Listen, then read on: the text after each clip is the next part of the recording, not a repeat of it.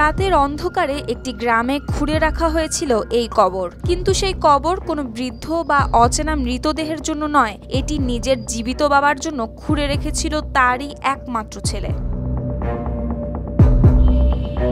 ঘটনার শুরু 4 বছর আগে, যখন পারিবারিক কলহে ভেঙে যায় সুমন জুলিয়ার 2 দশকের সংসার। তখন থেকেই দাদা দাদির কাছে বড় হতে থাকে জিশান, কিন্তু মায়ের অভাব ভুলতে না পেরে বাবাকে বারবার চাপ দিতে থাকে মাকে ফিরিয়ে আনার জন্য।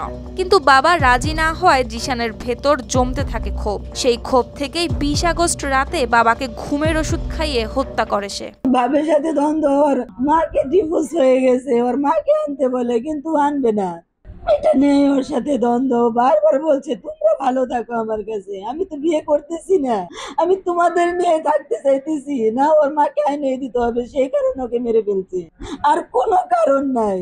ওর কোনো চাহিদাও কোনোদিন অপূরণ করে নাই, প্রত্যেকটা চাহিদা ও তিলে তিলে পূরণ করেছে। তারপর আমার ভাইকে বাঁচিয়ে রাখলো না, এটা আমি চাই না। মর্মান্তিক ঘটনাটি ঘটেছে টাঙ্গাইলের ঘাটাইলের চকপাড়া গ্রামে। সেই রাতে যখন দাদা দাদি বাড়িতে ছিলেন না, তখনই সফল হয় তার ভয়ঙ্কর পরিকল্পনা।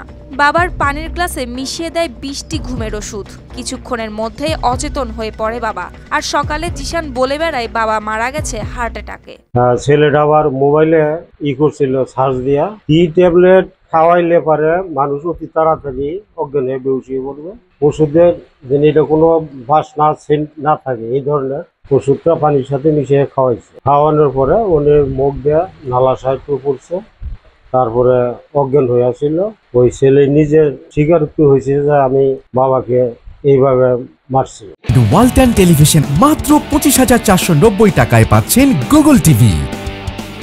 কিন্তু বিষয়টি নিয়ে সন্দেহ তৈরি হয় প্রতিবেশীদের মনে, কারণ মৃতদেহে কিছু অস্বাভাবিক দাগ তাদের দৃষ্টি এড়ায়নি। তদন্ত করতে গিয়ে প্রকাশ পায় আরও চাঞ্চল্যকর তথ্য। হত্যার 3 দিন আগে জিশান বাড়ির পেছনে গর্ত খুঁড়ে রেখেছিল বাবার লাশ গুম করার জন্য। খড়কুটো দিয়ে ঢেকে রাখলেও সেটিই ছিল পরিকল্পিত কবর। এই গর্তটা কে করছে? বললাম আমি করছি। কেন করছো? ময়লা ফেলানোর জন্য। তখনকার সবাই সন্দেহ করলো ময়লা ফেলানো যদি গর্ত হইতে পারে না। ওরও এক পর্যায়ে স্বীকার করছে যে আমার বাবার লুকানোর জন্য এটা করছিল, মানে তার বডি লুকানোর জন্য এটা করা হয়েছিল। 7 দিন ধরে প্রতিবেশীদের টানা প্রশ্নের মুখে জিশান স্বীকার করে হত্যার কথা। সঙ্গে সঙ্গে খবর যায় পুলিশের কাছে। বুধবার রাতে তাকে আটক করে পুলিশ। লোকজন নেতাকর্মী যারা ছিল তারা এখানে বসে আলোচনা করে ছেলের পুলিশের হাতে দিয়ে দিল। ছেলের দাদা মনে হয় গেছিল বাদী হওয়ার জন্য, এইটুকুই আমরা আর কি জানি। এ ঘটনায় নিহতের বাবা মামলা করেছেন থানায়। আমরা এটা একটা মামলা, হত্যা মামলা নিয়েছি। আমরা কোর্টের বিজ্ঞ আদালতের অনুমতি সাপেক্ষে ভিকটিমের লাশ উত্তোলন করে আমরা পোস্টমর্টম করব। পোস্টমর্টমের পরে বিস্তারিত বলা যাবে আসল রহস্য কই। আমরা তদন্ত চালাচ্ছি, তদন্ত সাপেক্ষে পরবর্তী বিস্তারিত বলা যাবে। এখন পরিবার আর এলাকাবাসীর একটিই দাবি, ন্যায় বিচার আর হত্যাকারী দৃষ্টান্তমূলক শাস্তি। News desk, RTV।